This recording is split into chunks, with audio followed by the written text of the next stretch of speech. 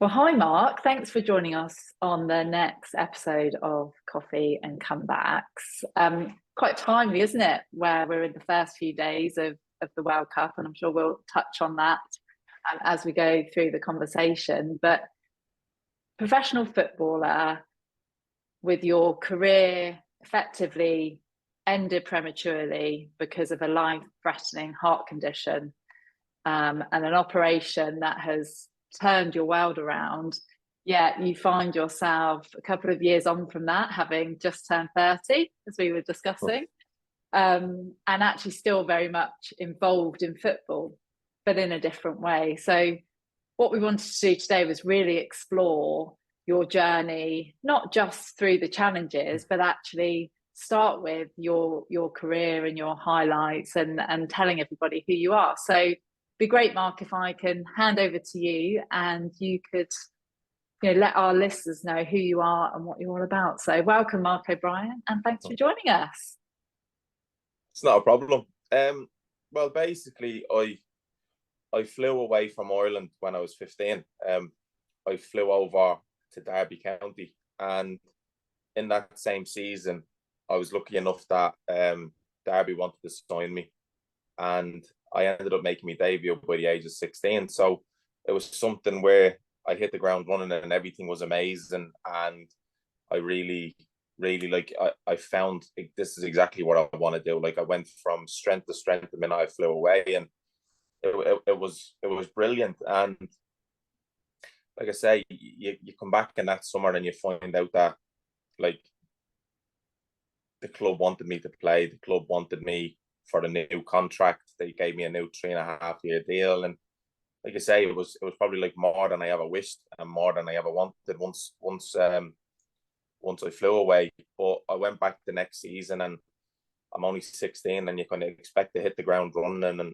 and it's we were in pre-season, so we all wear heart rate monitors, and as we were training, my heart rate was up higher than everybody else's, but I've never worn a heart rate monitor. I'm moving away from Ireland. We never had stuff like that in Ireland. So yeah, my heart rate was up higher than everybody else's. And obviously we all had routine heart scans because it was my first time, like I was signing my new contract. So you have to do a routine medical screening.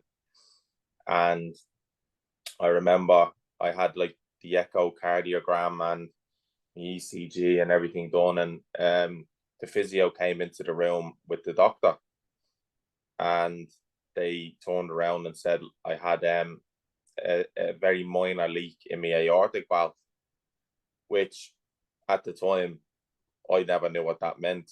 I don't think the physio knew what it meant, but we got told it was something that is so minor that I won't need an operation till I'm 60, 70 years of age. That it's something a lot of people can live with. It's just something to keep an eye on, but there's nothing really to it. So we ended up having the scan go to a specialist. But in the meantime, I carried on training because I didn't feel any effects. I didn't feel any different. And then we got back to the specialist. And then when we got back to the specialist, he said, look, we're going to send you for an MRI just to see what it's like when it's functioning. Because he said, with stuff like this and you in the sport that you're in, we have to keep an eye on it. And I thought, fair enough. So I think it was about 4 or 5 weeks down the line, I ended up going for an MRI scan. And in that MRI scan, it must have developed where I didn't even feel that it developed because I wasn't feeling any different. But the doctor has turned around and basically said to me that on a scale of 1 to 10, and 10 being terrible and 1 being not so terrible, your valve is leaking up to around a 7 or an 8 back into your heart. And that's when me and the physio kind of were still, didn't really have a clue what was going on, but we knew obviously that's not good really to hear. So I got referred to another specialist. And in the meantime, I still carried on a little bit of training.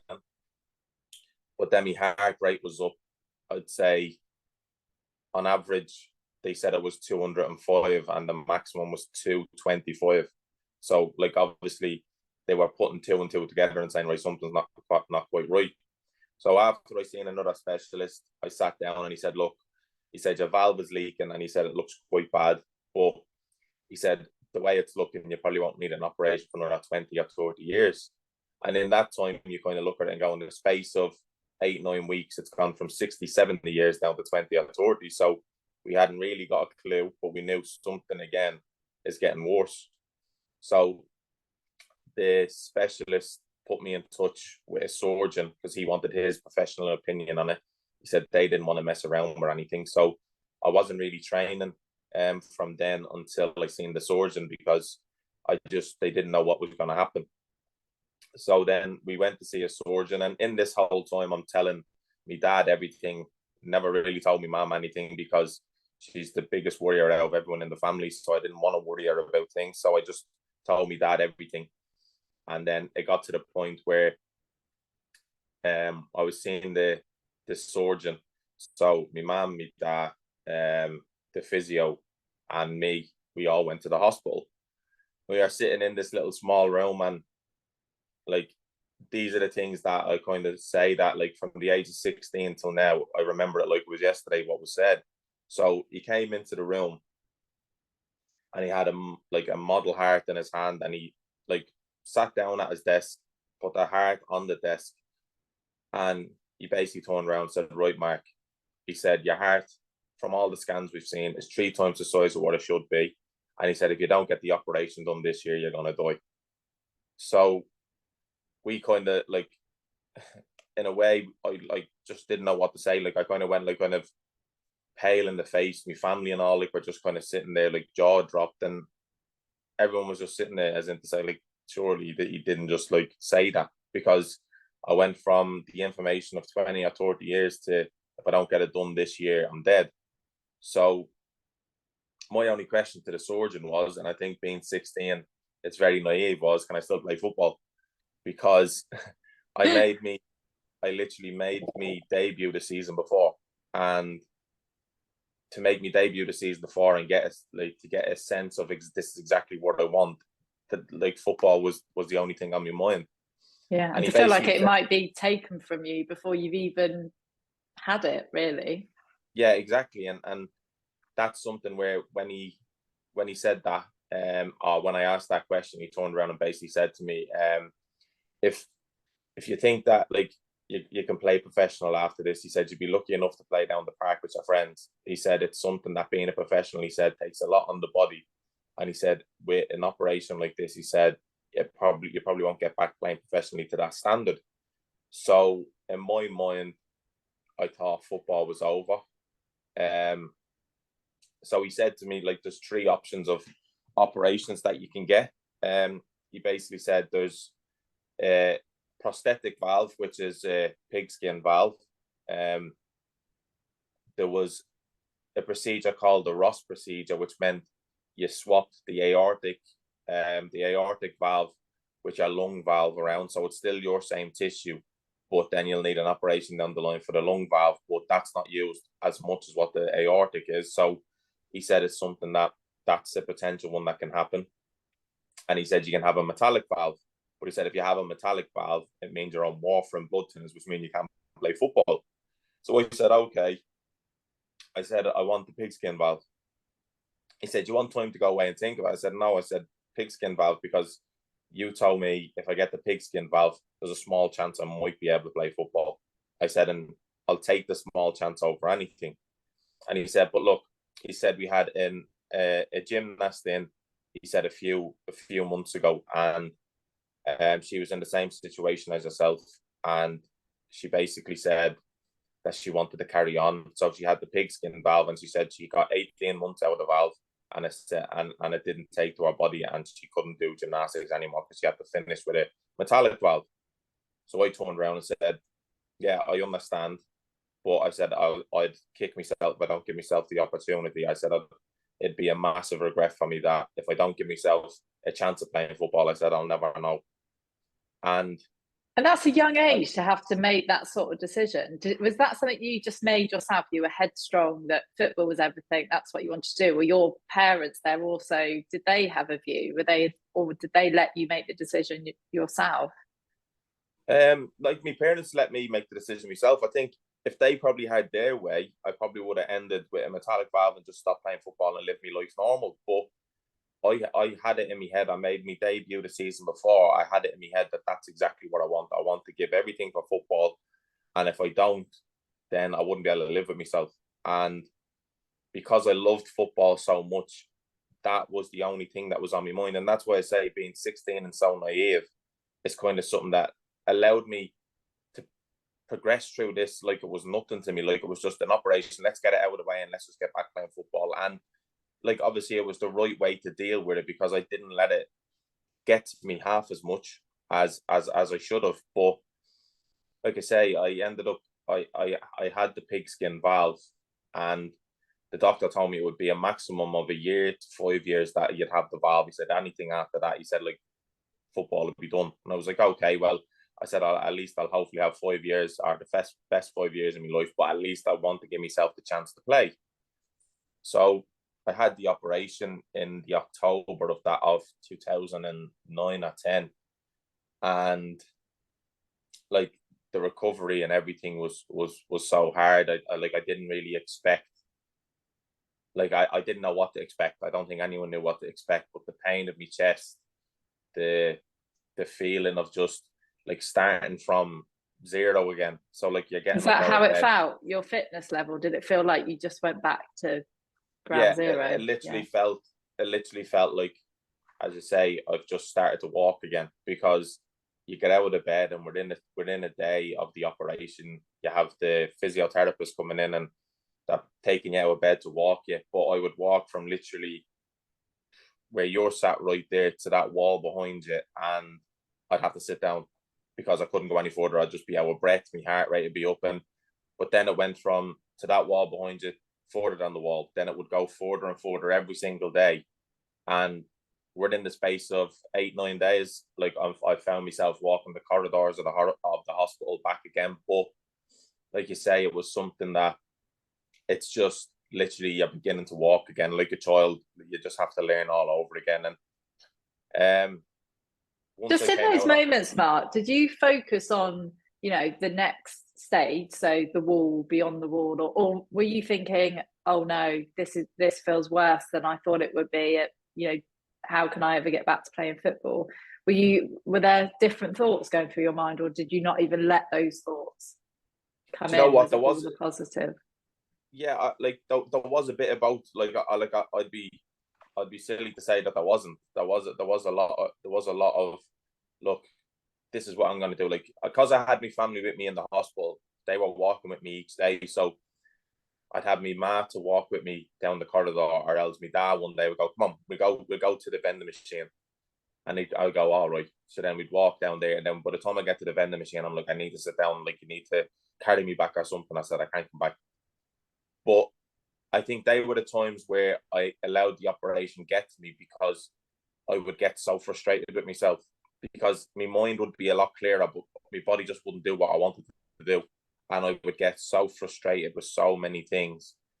And as you say, just slowly but surely from that October um, all the way. And I got back playing April time. And I got back Wow. playing I got back playing for Derby County's under 18s.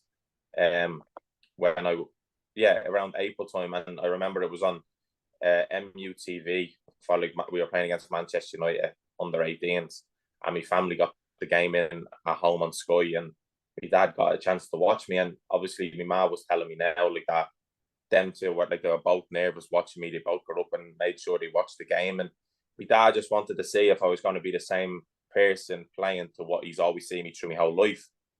And then he said he seen me make one header and he seen me try and throw myself in front of one ball and said, okay, he's fine. And they didn't have to worry ever again.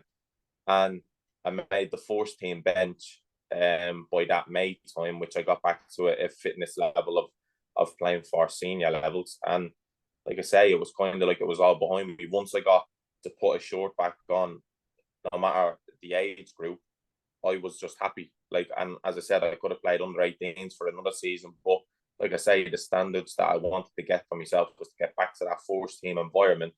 And I done that from the October till the end of May. And then that's what made me feel it's so right, I'm back.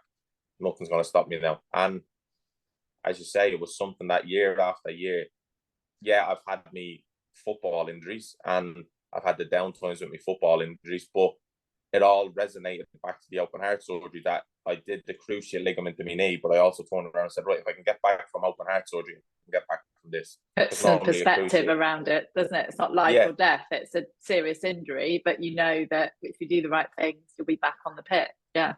Yeah, 100%. And that's what I mean is that forced operation kind of molded my career in the best way possible. That's the way I had it in my head. It was the best way possible. Like, I had to put such a positive spin on it to kind of say, right, if I can get back from open heart, I can get back from this. And I had physios who would say the same thing to me. If you can get back from open heart surgery, you can get back from this.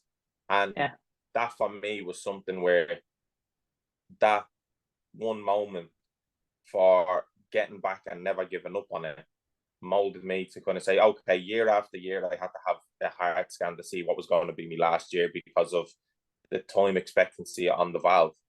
And year after year, they would come in and go, yeah, your valve's fine, but you can carry on. And like I say, it was only at them times that the doubt would start dripping back in. I was going to say, were you not constantly filled with an element of fear? Like, forgive the analogy, because obviously ticking, but that ticking time bomb sort of thing where you just didn't know at what point it could suddenly change. Is that literally the only time you would let it get to you? Or would you, was it something that would creep in? Like, that's the only, like, literally, I'd say a week before I had to go back to get me heart scans every single season, that would be the only time it would actually kick in to kind of go, oh, my season could be finished now, because it was the only time it was ever spoken about. I never spoke about it other than that. So all I did was focus on football. All I did was have my head down, train every day. I never felt any different. And I just carried on. So the only time it would ever be brought back to me attention, or for me to actually acknowledge it, would be, right, you've got a heart scan next week and let's see how this one goes. So that's amazing. So you didn't have constant monitoring on your heart. So it was literally once a year they would monitor it. But other than that, there was nothing different to you, in terms of training and what you were doing next to one of your teammates, that no difference. No, and that's the thing, is that there wasn't a single difference. So I was training every day. I was playing games on the weekends. I was just like as I said, I was being treated like a normal footballer to what I've always wanted.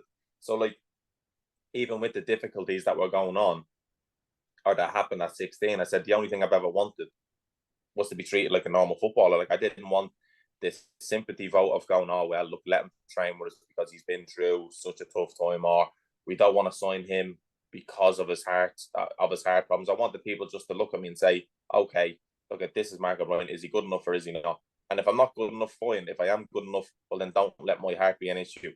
And the only times, as I said, that would ever creep back in to think, oh, my career could be finished now, is the time of that heart scan. Because, and I've always said it, is that at 16, I never had a single symptom of dizziness, breathlessness, feeling fatigued, feeling anything. I never felt any of them or any palpitations. So I always had that doubt in my mind, what happens if they find something again? Because they're the symptoms you're supposed to feel when you had the condition that I had. So you look at it and go, well, if I didn't feel it then, what makes it that if I don't feel it now, still doesn't mean it's not going to happen. Still doesn't mean it could not be leaking. So that was the only fear that ever came back into me, to think, oh, well, just what if? But like I said, I ended up having an 11-year football career, and I played for Derby for 5 years. Then I went to Scotland for a year. I went to Luton for a year and a half, and then where I'm at right now, I've been in Newport and I played for Newport for 3.5, nearly 4 years. So I look at it and go, like, if people are just to look at me aesthetically just for the football I've had a good career, and that's all that I've ever wanted, was to look back at it and go, I've had an 11-year career of something that at the beginning got told I'd never play again, to something where if you are to play, you'll get a maximum of 11 years bonus. 11 years bonus career. Exactly. And as you say, every year was a bonus. Once I got to 5 years, if I went to 6, that's a bonus. If I went to 7, so like, and don't get me wrong, I think when I got to around 7 or 8 years after the operation, I was even doubting it to go, surely they're gonna find something now, because I only got told 5. So like I thought, like I'm on borrowed time at that time to kind of say, look, I'm gonna just keep doing what I can Did do. the fear not start creeping in then? Did you not start feeling anxious that something might be going on, or did you again just not let it come in? No, I think I fell into a comfort zone of always getting good news. I've always got good news every time I went back, so I never doubted that this isn't going to be good news. Like, I just constantly kept going back thinking this is going to be good. Like, and as I said, the good news that I kept on getting, once I got it and went out, football was like, and I've come to realize now, football was my biggest distraction, to the point of I'd go out and play. I wouldn't think of a thing other than football that I'm playing. I'd go out and I'd have a routine of training every day. I'd have nothing else to think about but the training I'm doing. So football was like literally my life, and like, as you have to be, you're consumed by it. But I think I was so over the top of football sometimes, because unless people knew my full background story, they would have like kind of thought, why is he so obsessed, or why is football such a massive part of his life? Because it was the only thing that was distracting me from everything that has happened to me at the age of 16. And like I Do you say, think that helped you then? Do you think that helped because you had to become so obsessed? That obsession, as we know, in some ways can be bad, but actually when it comes to channeling sort of high performance, obsession's actually a good thing. Do you think then that helped your career success because you had to be so obsessed, and it helped you, move away from the health worries?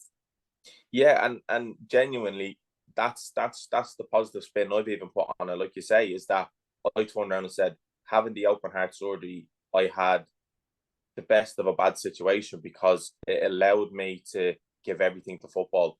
Now, I'm not saying I loved football at the beginning, and I'm not saying I wouldn't have given me all, but I never would have known.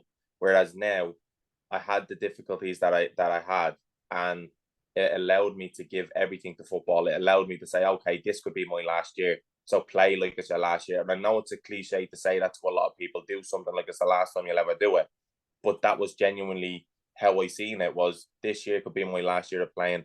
So that's why when I had injuries, or serious injuries, like I've had a double hernia, I've had cruciates, I've had microfractures of my knee, they would affect me a lot more than anything else, because I knew my time of playing is being stopped because of this. So I knew, as much as I will get over it, because I'm like, right, I'll get past it, I will get over it, I'll get back playing. It would affect me at the beginning so much more, because I'd say, look, I don't know how long I have left. But also, a positive spin that I can put on it is saying it probably gave my heart probably more years to play, because I was out for 9-10 months with my knee, so I wasn't overexerting myself. Yes, I had to do like rehab, and I had to get my knee back strong and training and catch up. But my heart was getting a rest for a good 3, 4, 5 months in between that. So maybe that's what helped the longevity of it. And like I say, I don't know, but I got, as I say, 10, 11 years out of football, more than any doctor has ever given me. And I know I say I sit here retired now, but like I say, 2 years ago, to have to go through it all again, I think was a completely different experience, because that time is something that I thought at the beginning was going to be, I wouldn't say easy, but it was going to be normal, because I've gone through it before. But Did you think you it knew was what to totally different. expect? Yeah, Yeah. and I think that's why I knew what to expect. But at the same time, being only 16, I could only know certain parts. Like, I knew the pain in my chest was going to be sore. I knew walking from here to two yards in front of me was going to be so tough. But the mental side of everything is something that really, really struggled with. I wasn't 16 and naive anymore. I wasn't having the distraction of football anymore. And I think all of that is something that really, really affected me, because I think 2 years ago, obviously, we were going through the whole lockdown situation with COVID. I was out cycling each day, and I remember I came back from a cycle, And that evening, I felt a really big thump in my chest, like sitting on this sofa. And when I felt a big thump in my chest, it kind of caught me breath and my neck was pulsing and everything. And I just didn't know what was happening to me. So again, like, is that the first time, by the way, that you'd had any physical symptom? Yeah. So that's why I didn't know what it was. I just thought this could be anything, but it was the first time that I actually felt the physical symptom. So I went to bed that night and I couldn't lay on my left hand side. So when I'm trying to lay on my left hand side, whatever way the valve wasn't like working properly, I would just get like a big thump to the chest and it would catch me breath again. So I could only ever sleep laying on my back, but at that point there was no sleep happening because I was like, I don't want to sleep. So then I'd phone our club doctor and I'd ask him, like, look, I said, I'm getting this palpitation in my chest. I don't know what it is. And he said, look, you only had your scan so many months ago. He said, like, it might just be an ectopic beat. He said, everybody has them. Sometimes my heart does it.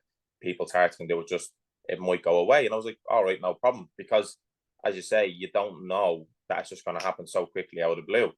So I carried on going out cycling every day. And I could feel the palpitation in my chest. I could feel everything again. And again, like I say, I just carried on doing what I'm doing. So in this small window of off season, or the 3 weeks that we had from football, because nobody knew what COVID was, like we had to do our own off season and we had to do our own like training. So it was something where these are the physical effects I can remember now from 2 years ago, was that the palpitations was happening. But then the more fitness I was doing, the more tired I was feeling and the less fit I was feeling. And that, to me, I was getting really frustrated. And I remember I almost had like a small little like breakdown / upset moment to myself, because I remember I was doing like a little home workout and stuff like that. And I felt I had to sit down in between. And I thought, I got more annoyed at myself saying, if I go back into football next week, which was possible because nobody knew what was happening. If I go back into football next week, I said, I'm going to look so unfit, like I haven't done anything. And I said, I've been trying my hardest. And I said, something's not right. I said, like, literally, I can't do it. Like, I can't physically breathe. I said, I have to sit down. I said, I can't do it. Were And alarm bells not ringing at that point? Were you not starting to think, actually, I know my body, something's not going well? And this is where it was that I ended up phoning the club doctor. I was like, look, I said, you're going to have to get me a scan. I said, something's not right. I said, this thing isn't going away. I said, I'm getting more tired. I said, I said, I don't feel myself. I said, something's not right. I said, I'm not sleeping at home. I said, like, I can't. I said, there's something just not right. So then I was with like my ex-girlfriend at the time. And obviously she drove me over to the hospital down in Cardiff to get scanned. And I went into the hospital because no one's allowed in hospital together. It's just by yourself. I went in, I had the echo done and the ECG and everything. And I sat down in the doctor's room and he came in and he said, right, Mark, he said, I'm sorry to tell you, but your valve is leaking and it's quite bad. And I was like, really? And he goes, yeah. He said, it's looking very bad. And I just burst into tears because I knew that my next You knew what that meant. I knew that my next decision was going to be football's finished. So I broke into tears. And the doctor, in all fairness, was like, look, there's procedures we can do that you can carry on the rest of your career. Look, these things happen and there's stuff you can do. And I said, no. I said, I always said at the age of 16, I'm doing this one operation with a prosthetic valve to see where football goes and see where it gets me. And I said, no matter when, whether it was a year to 5 years to how many years it is now, I said I was always going to have the next metallic valve, and that's me finished. I said, because I don't want to go through it 5, 6, 7, 8, 9 times and have that over my head. Now, that is something that from 16 I made up my mind on that. That wasn't something that I made up my mind there and then on the spot. So the doctor was like, okay. He said, look, I'm sorry to hear that. And he could see, because like obviously I just put my head down, I just start crying. So then I went out to my ex-partner's car and I just burst into tears again. And while I'm bursting into tears, I had to phone my mum and my dad to tell them, look, football's finished, but you're going to have to fly over. So I phoned my ma And she's like, hello. And I said, Ma. And she said, what's wrong? Because you could hear it in my voice. And I said, my valve is leaking again. She said, no. She said, don't have to say anymore. She said, I'll fly over tomorrow. So she flew over the next day. And again, yeah, we were just waiting to see what was happening going forward, because COVID was happening. It was so hard to get in on hospitals and do things. So we had to get in touch with the Glenfield Hospital in Leicester. That's where my first operation was and where I got all my scans. I was a bit kind of apprehensive about things because they were first going to try and get me in and get an operation done in Cardiff. And I'm a person that loves familiarity, where I have to be familiar with everyone. So I'm going back for the last 10, 11 years to the Glenfield Hospital. Same nurses, same doctor, same everything. So you feel as though these know me. This is like, I have to keep going back there. And I was getting to the point where, right, we're going to get you down into a Cardiff hospital. You're going to have your operation there. And I said, I don't want my operation in Cardiff. I said, are the doctors the same? So our club doctor pulled me and they said, look, he said, it's open heart surgery. He said, it's not someone, you're not getting someone who does knee operations on your heart. He said, it's not going to be his first time. He said, you have to be more than overqualified to do a job like this. He said, every one of them, he said, are all top quality. He said, and that's what you need to get your head around. I said, yeah, but it doesn't feel right to me. I said, just something doesn't feel right if I'm to get it in Cardiff. And I said, I don't know. So then we got back in touch with Glenfield. They got me straight in. And once I turned up at the Glenfield, they looked at it and they said, look, they said, it is leaking quite bad. We're going to have to admit you now. So I said, okay. So they admitted me straight in. And like I say, family, partner, everybody come back home to Newport. I come back to Newport to my apartment, and I'm in hospital for two and a bit weeks by myself. So I'm in FaceTime or a Zoom call or wherever you want to say, around away from family. I'm sitting in the hospital every day. You can't leave your ward because of COVID. You can't do anything. You're getting COVID tested all the time. You can't do anything. And yet you're a phone call away from everybody and nobody's allowed to come see you. So I was 2.5 weeks in hospital, and I remember these are the things that I think have like kind of triggered off so many things that have happened from then till now. Is that I was laying in hospital, and this was, I think, 3-4 days before my operation. And I remember I was laying there one night, and I just out of nowhere started to feel real lightheaded, and I started to sweat, and I started to feel really, really sick for no reason. So I buzzed the doctor and I was like, look, I said, I'm starting to feel like real panicky. I said, I don't know what's going wrong. I said, I don't feel right. And then he brought me over something, and I ended up being sick. They ended up doing an ECG, and again, they had to start taking urine samples. They had to start taking blood tests and stuff because they thought I've got an infection in my valve, which they said would have been really, really bad and fatal on my behalf. So they thought I had an infection. So I think it was 2 days before the operation, I got moved onto the main ward of where everybody's recovering, but I had to get moved in there as well. So the doctor came in, and this is the part I still mean by not having family there or not having anybody around. I had to hear everything doctor said directly to me. Like they couldn't pull my parents to one side and say, look, he's going to need this or whatever, or to keep it away from me. I just heard everything. So he came in and spoke to me. He said, Mark, look, he said, your valve is leaking very, very bad. And he said, we're checking to see if there's an infection. He said, and we need to monitor you because he said, your heart rate has gone up. He said, like, there could be an infection. So he said, if the valve in the middle of the night or wherever, he said, is to break off. He said, because he said, it's hanging on, he said, really, really thinly. And he said, if it's to break off and circulate your body, and he said, it could get lodged in your brain, and he said, you could die overnight. And at that point, it's like the tears just started again. And like I say, even talking about it, sometimes it gets to me because I'm like, in a situation like that, it's like I'm sitting there with a doctor and he's basically telling me, look, you probably have 24 hours to live here depending on how that valve acts. And no control, no one around you to support you, and must have been terrifying. Yeah, and that was the big thing, because I couldn't phone my mum and say, Mum, by the way, the doctor's just come in and told me this. So I'm trying to keep it to myself. Whereas the doctors are phoning home and telling my ma this already. So my ma's phoning me, are you okay? Is everything all right? And I'm like, yeah, no, everything's fine. So then the next morning, the doctor came in, and when he came in, like I'm already thinking I probably slept for a maximum of half an hour that night. Like I didn't sleep at all. And Were you the doctor, scared of going to sleep? yeah, and Because you didn't wake up. I was terrified of sleeping because I just thought, well, what happens if I don't wake up? At least if I'm awake now, I know what's happening.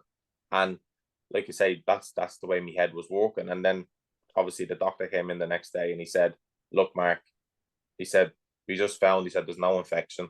He said, so we can do the operation tomorrow. And again, tears just came out of nowhere. And as I said, it went from being terrified someone saying you needed open heart surgery to then I couldn't have been happier that someone tell me I was actually having open heart surgery, because of the spin and the perspective that I put on both situations.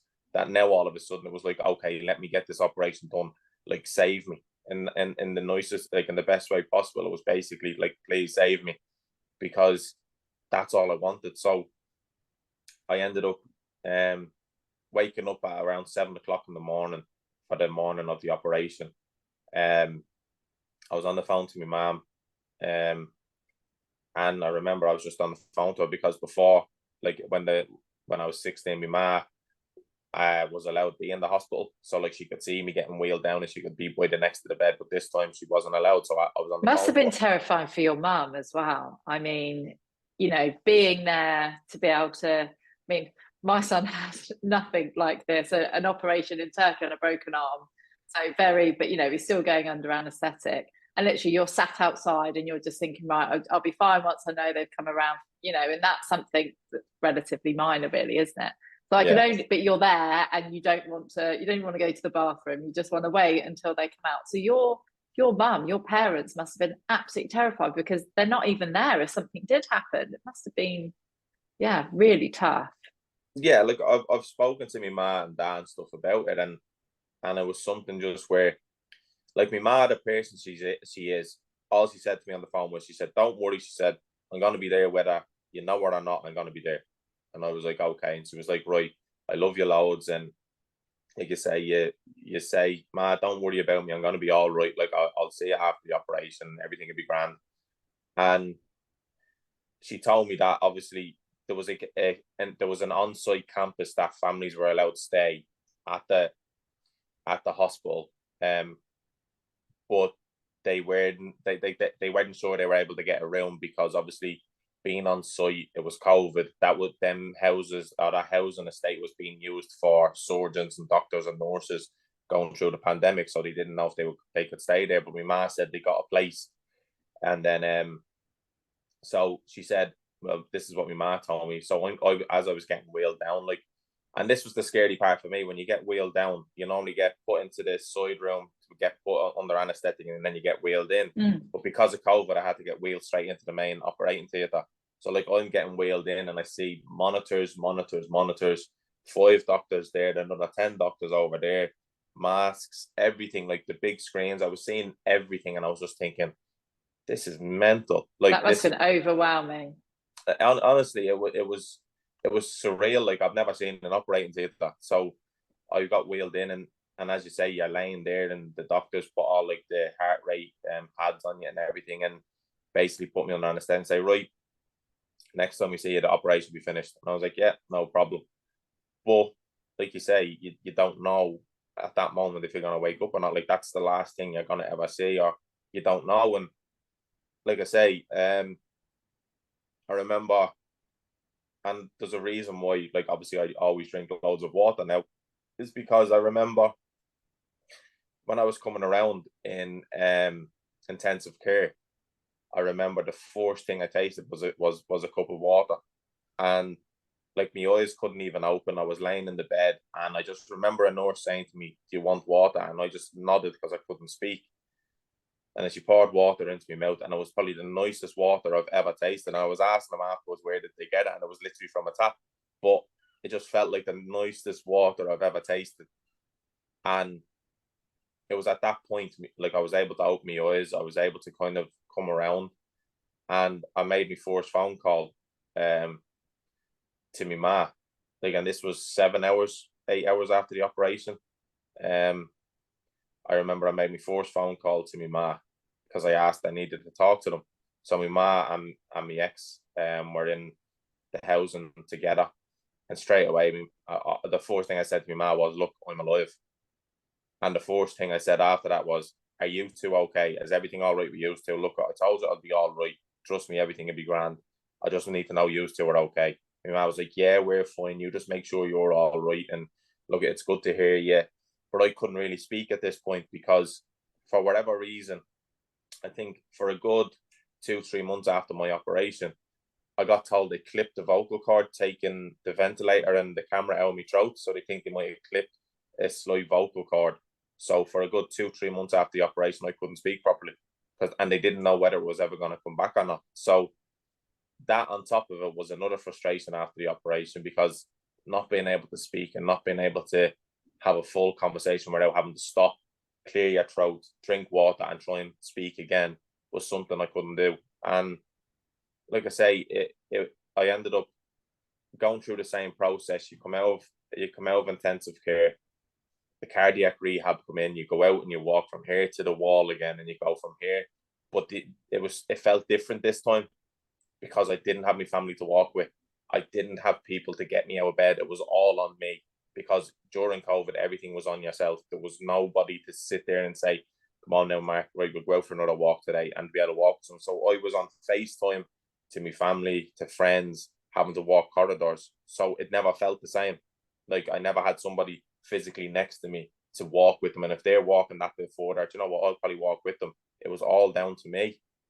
It And shows the power of the people around you in terms of how they uplift you and are there for you when you need them. And you mentioned that you think some of the mental health challenges that have come from, or and happened during those times and beyond, do you think that was as a result of having it all on your shoulders and not being able to share not just the burden, but actually have that uplifting motivation from people around you? Would you say is that the direct difference between the first two, or were there other elements to it?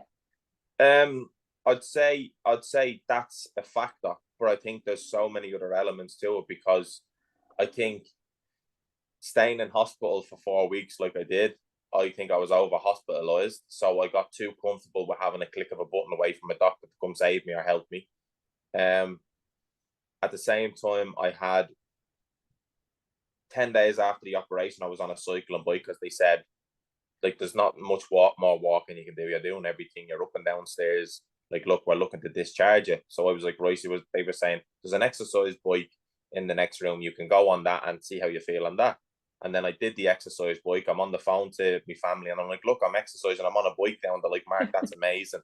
So like that, and this is why I think it turned into such a roller coaster, because from that morning I'm so happy, and I'm like, look, I'm on an exercise bike. I can't believe it. 10 days ago I was under the knife for 7 hours and I'm on an exercise bike.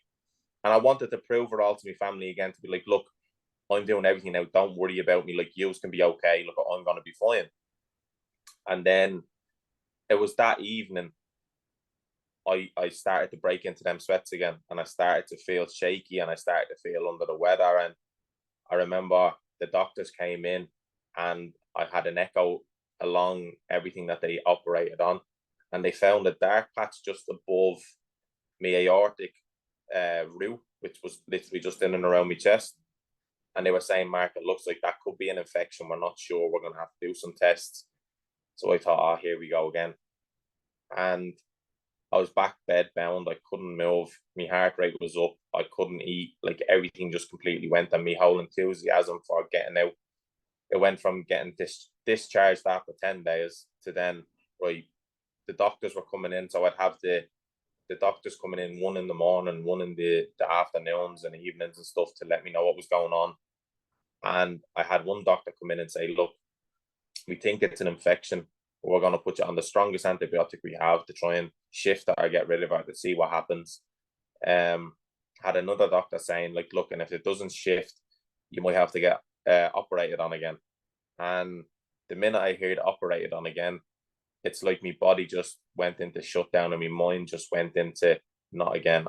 And as strong-minded as I've been, say, from most of my life, it was the first time I've actually let it get to me. It was the first time I actually thought, I can't do this anymore. And I was that afraid of the fact of going under the knife again, that I thought, if I go back under, I'm not going to make it. And that was the first time that it kind of set in, because, like I say, I've had the doctors telling me, Mark, there's a chance of you dying, Mark, there's a chance that you mightn't make it. And like you say, you get your head around that because the operation hasn't happened yet. But now that the operation has happened, and that morning I'm on an exercise bike, to that evening getting told that, everything just didn't feel right. And like I say, I was in the hospital, and within the space of 2 weeks, I lost up to 2 stone in weight. So I went in at 84 kilograms, 83, and I was coming out of hospital at 69, 70 kilograms, because I just lost everything, and I lost all motivation and that's where the fear of the health anxiety and everything starts setting in, because it went from, like I say, one extreme of exercise bike, I'm getting out tomorrow, to so quickly it can change to say, right, Mark, you're going back under a knife. And that really scared me, because I didn't know things could happen that quick. I thought it was always a gradual thing. It would get worse and get worse. I didn't think something had just happened so quickly. And I remember you just felt you didn't have it in you to go through that trauma and journey again, probably. And the physical, strain that's on the body from any operation, let alone something as serious as the heart operation. Effectively, it's still in recovery mode, isn't it? It's not even recovered from that operation. So you can imagine, mentally and physically, your body just feeling not up for it. Yeah, and that's literally it. It was like my body just felt as though, and my mind just felt as though this isn't going to go well.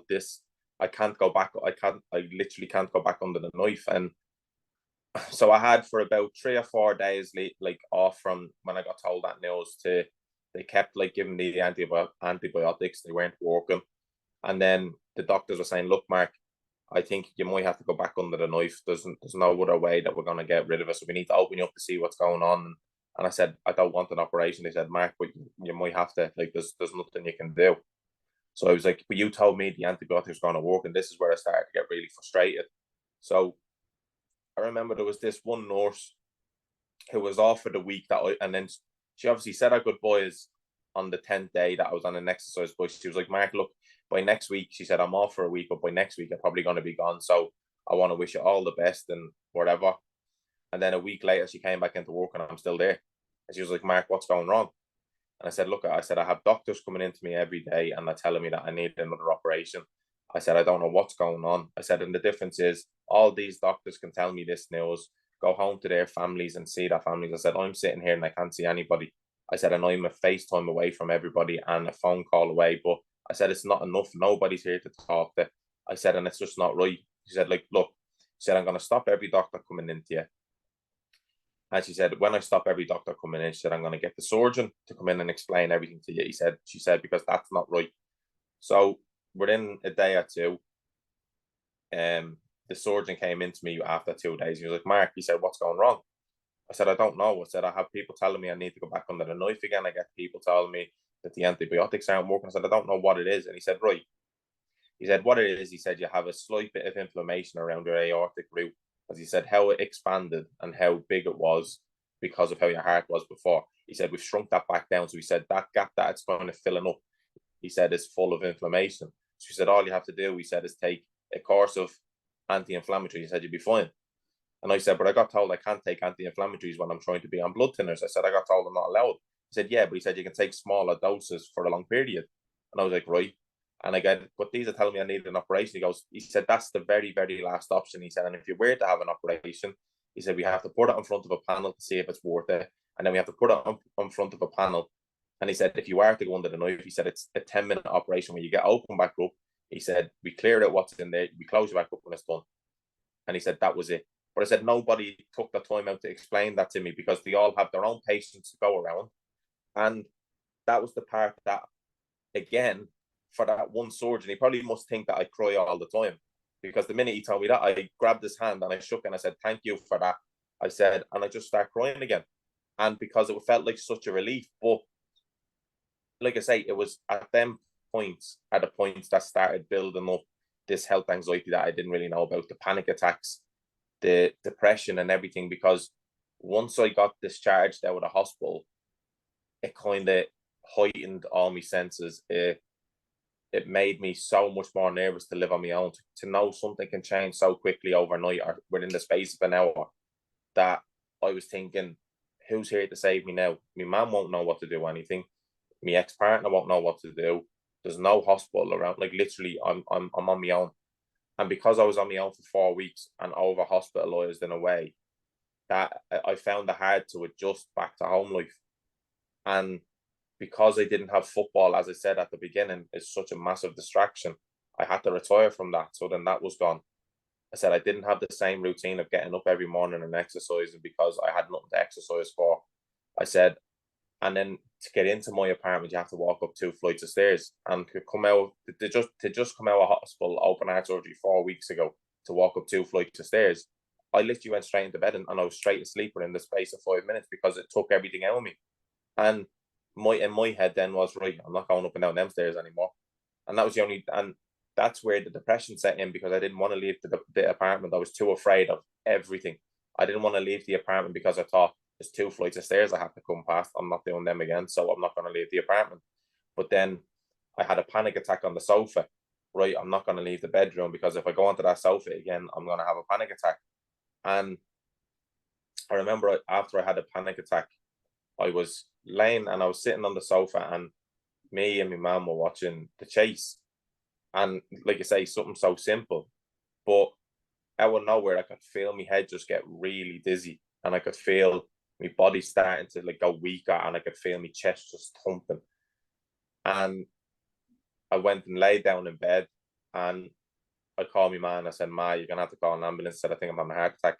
I said, "Something's not right," and I was just literally completely like just full head to toe shaking, like fight or flight mode, which is what they told me it was. Which, like I said, I've never had fight or flight mode before, but Wow, so that was the I first time you'd felt that real sort of adrenaline and yeah, as you said, that sense of panic. So everything you've been through, it started to hit you in that moment. yeah, and that was the turning point of something's not right, because all I could ever relate it back to was, it has to be the valve. My heart to beat this fast, it has to be the valve. Or I've only 4 weeks, 5 weeks, 6 weeks over the operation, it has to be the valve. And when I was getting lightheaded, so then you have like you have the ambulance on the phone. Is he feeling breathless? Is he feeling pain in his left arm? Is he having pain in his chest? Is he feeling clammy? And I was like, I'm feeling all these things. I said, but I don't know what it is. And then the minute the medics walked in, it's like the panic just stopped. And I'm in the back of the ambulance, and they're taking me in to make sure everything's okay. And my heart rate is back to normal. Everything's back to normal. I go into there, and it was that first time the doctor had done all the tests, and he basically just said to me, he said, "Look, you've had a panic attack." I said, "What's a panic attack?" He said, literally, he said, it's so similar to a heart attack. He said, you get all the same symptoms, but he said, obviously, he said, with everything that you've gone through, he said, you've had a panic attack. And I was like, but how do you stop it? I said, I didn't know that was going to happen to me. And he said, have you tried mindfulness? Have you tried breathing techniques? Have you tried distracting yourself? And I thought, well, no, because I said, but how am I meant to try all these things if I don't know what's happening? I said, it just happened out of the blue. I said, I'm sitting watching a quiz show, and then all of a sudden I'm laying in bed an hour later getting taken away in an ambulance. I said, I don't know. So then obviously the health anxiety gets worse because I don't know what's wrong with me. And like you say, in the midst of it all, I'm dealing with a retirement from football. My whole life just completely gone. My job gone. Everything that I've grown up for to do. Do you think that added to it? Do you think that sort of loss of purpose added to everything that was happening? Because you weren't distracted and you were just almost trapped. Obviously, COVID happening and unable to, whether it was because of physical symptoms or mental symptoms, but almost unable to live a normal life. So you'd gone from living the dream, if you like, to not living the dream. In fact, the complete opposite. Do you think it was that extreme that just, yeah, almost took you by surprise? Yeah, and I genuinely do think it was, but it was like I was in the middle of so much that I look back at now and say it was crazy to even deal with. But like I lost my job at first, right? I didn't have a job or a routine. Or the only job I've ever known my whole life. Then all of a sudden, it was the dream that I've always wanted since I'm a kid to be a professional footballer. That's gone. I ended up I was still recovering from open heart surgery, where that in itself is difficult without anything else going on. Then we were going through a global pandemic where you're in lockdown, so you're not really back to normal living. And then all of a sudden, I was on the warning list of be careful to get COVID because of your symptoms and what you've gone through. So I had all of that going on, and I'm trying to deal for it myself, as well as, yes, I was like, like my ex-partner tried our best with everything. And like you say, I think the operation and how I was through it all, it kind of coincided with why it didn't work out together. And like you say, sometimes these things happen. My mom was someone, again, who was there for me through it all as well. But again, she kind of struggled as well because it was COVID and life wasn't normal for her. But she had